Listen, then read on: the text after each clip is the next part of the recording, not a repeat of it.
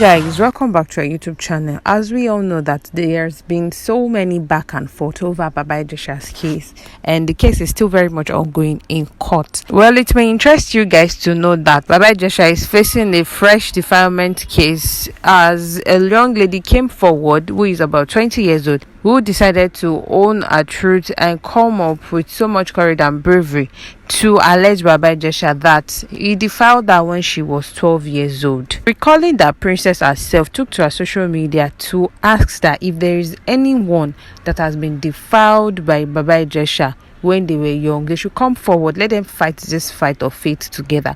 But no one came forward.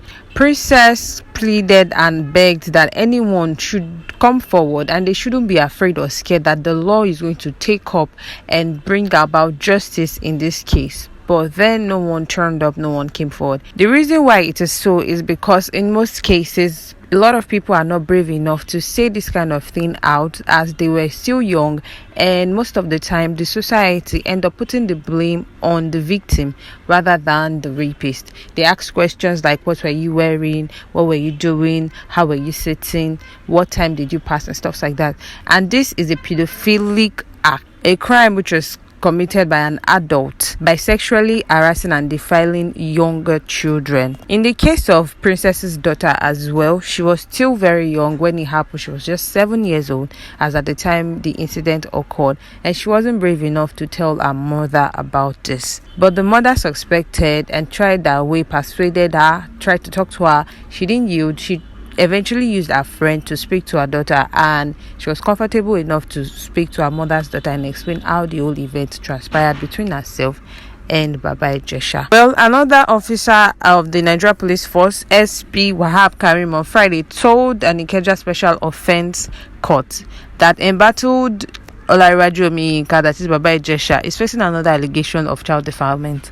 The police personnel attached to the State Criminal Investigation Department, Yaba, Lagos, states that another young lady, has come forward, claimed that the actor defiled her when she was 12 years old. Karim, that is the SP, attached to the State Criminal Investigator, SCCID, Yaba, Lagos, testified as the fifth prosecution witness in Baba Ijesha's trial for the defilement of a minor. That is, Karim, the SP, is part of the testifiers against Baba Ijesha over this case of defilement. Like I said, if Nigeria Police wants to do their job, they'll do it thoroughly well. So in the evidence and the process of investigation, Mr. Yusuf Sule, the police officer, said during their investigation, another girl, which name was withheld, came out and came forward, said that the defendant, that is Baba Ijesha, assaulted her when she was 12 years old.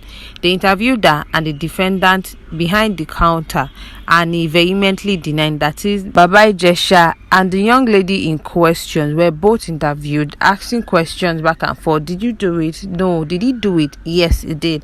And this was where it happened and this was where it took place. But Baba Ijesha stood his ground and said, I didn't do anything of such, and don't lie against me. He vehemently denied these allegations. Moving forward, the young girl said that the incident occurred in Aga area of Ikorodu and told the representative of the defendant, that is Baba Ijesha, they didn't want him to go down to Ikorodu because his name has been on the news over these allegations and stuff like that. A lot of people are angry, a lot of people are mad, and they want to know and see how this is going to end.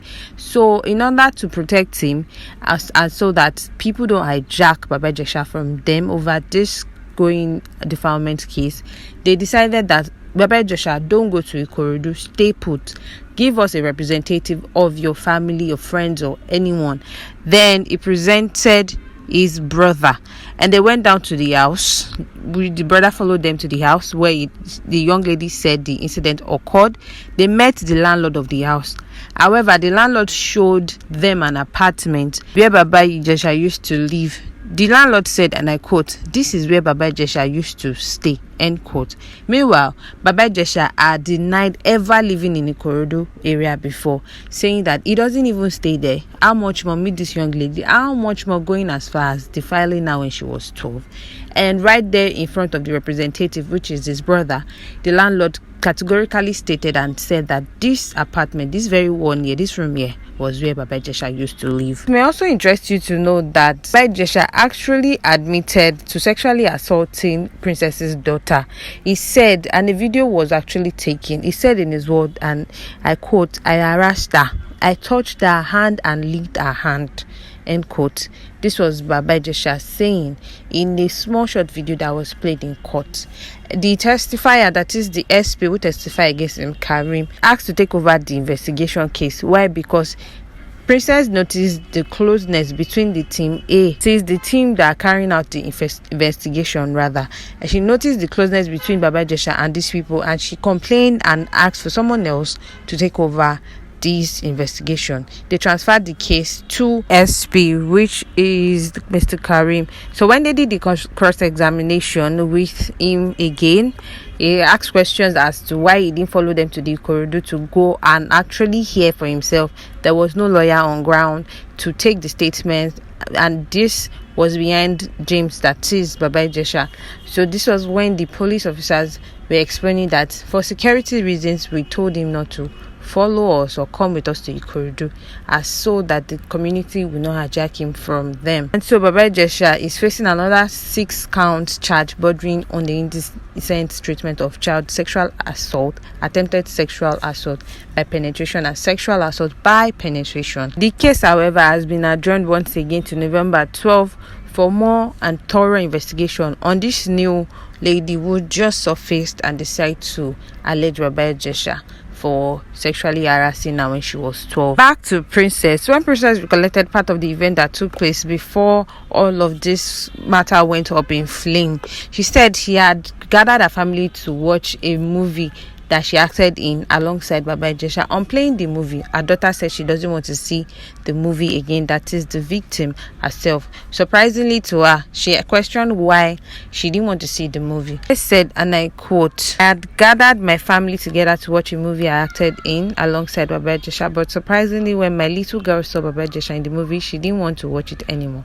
At first, my little girl didn't want to open up to me about what was making her react abnormal anytime she sees defendant, but she later opened up to me after speaking to one of my friends. My girl said to me, 'Mommy, remember the day Mommy Okpe came to our house and you saw her off? Uncle Larry told me to come close and play with him. Uncle Larry asked me to pull down my pants and he pulled down his trouser. He then told me to twist my waist on him and something came out of him and poured on me." End quote. This was in Princess's word. Princess further said that her child narrated that the defendant heard the sound of the gate, alerting that someone was coming into the compound, and quickly instructed the girl to go clean herself up in the bathroom while he cleaned himself with a face towel.